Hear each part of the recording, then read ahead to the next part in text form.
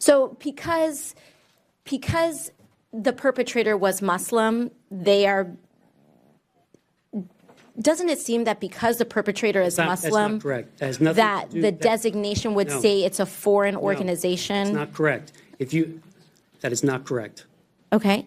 Can you explain why? So, homegrown violent extremists, most of the people we arrest in the United States, homegrown violent extremists, self-radicalized, born in the U.S., doesn't matter what religion. But the Orlando Pulse Club shooter meets those qualifications, and you're implying... He was worked as an international terrorist because he was following under the definition... But he was homegrown and self-radicalized. Cases, how we work homegrown violent extremist cases under the global jihad, we worked under international terrorism. That is correct.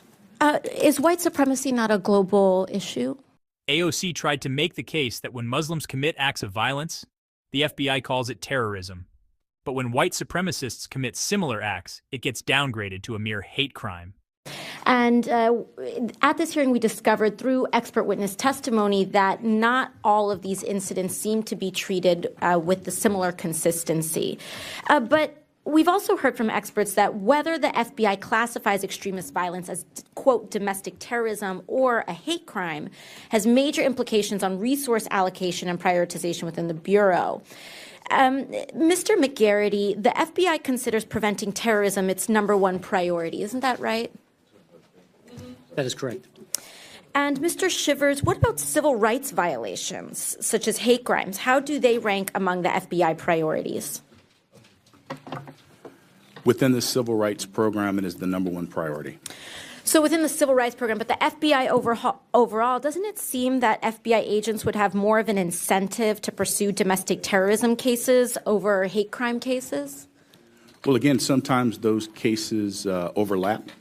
And so in a number of instances, you may have a civil rights investigation and a domestic terrorism investigation open. And I do see here that the civil rights program policy instructs agents to open parallel terrorism investigations whenever a suspect of a hate crime has any nexus to a white supremacist group, correct? Correct.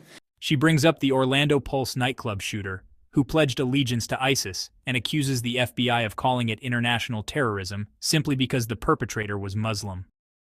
She implies there's a religious bias, that had the shooter been white or Christian, it wouldn't have been handled the same way. The FBI calmly and repeatedly explained that the shooter was classified under international terrorism not because of his religion, but because of the ideology he aligned with. ISIS, a known, designated foreign terrorist organization. That's a matter of law, not profiling. You link yourself to ISIS. You're now part of a structure the United States government has a legal framework to pursue under terrorism statutes. We've seen white supremacist attacks that were clearly domestic terrorism. Experts, in fact, the acting AG, Jeff Sessions, even called some of these incidents domestic terrorism incidents. The Emmanuel AME Church shooting of Black Americans in Charleston and the Tree of Life synagogue shooting in Pittsburgh of Jewish people, those were only designated and charged as hate crimes, not domestic terrorist incidents. Mr. McGarity, why did the FBI not believe that these incidents were domestic terrorist incidents? That's not correct. I don't know who told you that we didn't, but we certainly had cases open on them in both those cases, and I wasn't here for the Dylan Roof case, but it's certainly in our own Department of Justice Civil Rights about 3-4 weeks ago, and their testimony actually stated that it was a domestic terrorism event charged through the Civil Rights Division of the Department of Justice for a hate crime. I was here for the Tree of Life. I will tell you, I remember that day distinctly. It was worked as both a domestic terrorism case and a hate crimes case, and it still worked that way. And so you are disputing that the AME, you're saying that AME was charged with domestic terrorism, Dylan Roof. So you're using the word charge.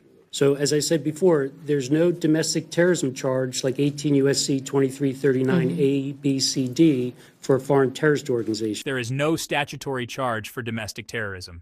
Let me repeat that. There is no criminal charge called domestic terrorism in the United States Code, the way there is for foreign-linked terrorism. So when a white supremacist commits a mass murder, the FBI can't just label it terrorism and press charges. There's no legal hook.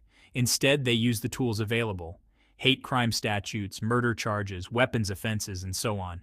And yet, AOC continues to hammer the officials, pretending that this is somehow a matter of bias rather than legal limitation. So what we do, both on the international terrorism side with homegrown violent extremists and domestic terrorists, we'll use any tool in the toolkit to arrest them, hopefully left of attack.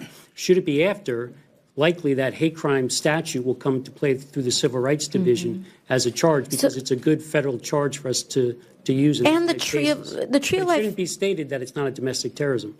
In fact, on the record, it's stated it's a domestic terrorism. And the same thing with the synagogue shooting? Yes. So so we have two conflicting testimonies. Well, I mean, I can go back to May 8th, 2019 from the Department of Justice. On the record, that statement called it domestic terrorism cases involving civil rights charges too, including some of the most serious attacks in recent years. Dylan Roof, African-American parishioners engaged at the Emmanuel African Methodist Church, James Field, at the Unite to Right rally in Virginia, and then also Robert Bowers. So that's the All statement. three events were domestic terrorism. But the actual charge, was the actual charge domestic terrorism? You're not going to find an actual charge of domestic terrorism out there. If you look at Title 18, right? If you're looking for... Well, it says here that, but at the San Bernardino shooting or the Orlando Pulse nightclub shooting, they were designated and charged as domestic terrorist incidents. They were charged, I'd have to go back and look, they were charged likely with, if there was a connection to a foreign terrorist organization, it would likely fall under 18 U.S.C. 23 A or B. So because the perpetrator was Muslim, doesn't it seem that because the perpetrator is Muslim, that's not correct. That has nothing that to do, the designation would say it's a foreign organization? It's not correct. That is not correct. Okay. Can you explain why? So, homegrown violent extremists, most of the people we arrest in the United States, homegrown violent extremists, self-radicalized, born in the U.S., doesn't matter what religion. But the Orlando Pulse Club shooter meets those qualifications, and you're implying... He was marked as an international terrorist because he was following under the definition... But he was homegrown and self-radicalized. How we work homegrown violent extremist cases under the global jihad, we worked under international terrorism. That is correct. Is white supremacy not a global issue? It is a global issue. So why are they not charged with foreign...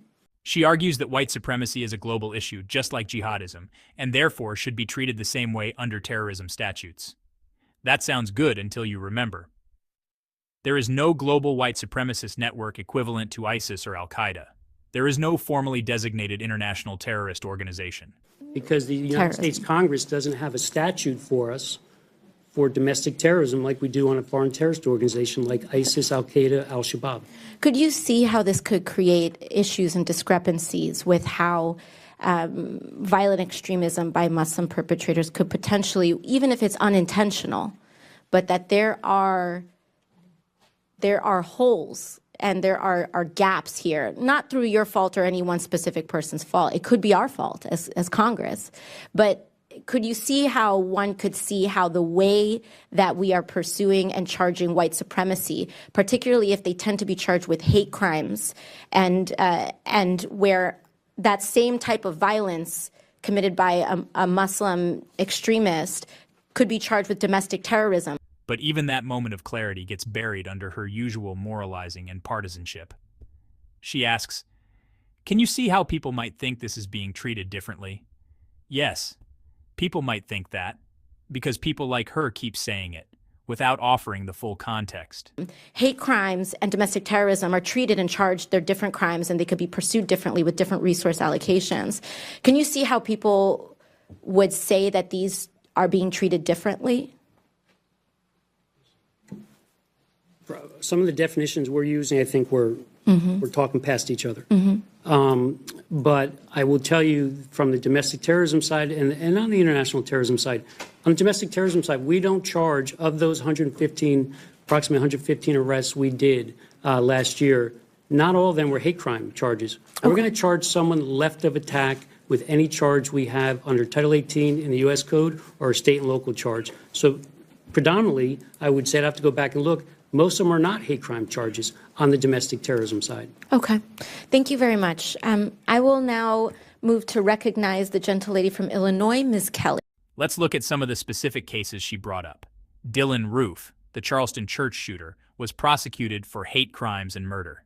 He received the death penalty. Robert Bowers, who attacked the Tree of Life synagogue, is currently being prosecuted for multiple hate crime and civil rights violations, and faces the death penalty as well. James Fields, who drove into a crowd in Charlottesville, was convicted of first-degree murder and sentenced to life in prison. In other words, these men are either dead men walking or locked away for life. And yes, the FBI investigated them as domestic terrorists. But when it came time to prosecute, the DOJ used charges that would stick and that carry serious permanent consequences. That's law enforcement doing its job under the constraints of current law. So again, why is AOC trying to make this about racial bias in the FBI? In the end, what AOC offered was not oversight. It was not accountability. It was performance politics. And here's the irony. She may be right about one thing. The legal framework is flawed. But instead of fixing it, she's exploiting it for headlines. She'd rather argue about definitions than actually write a bill. As always, thanks for watching.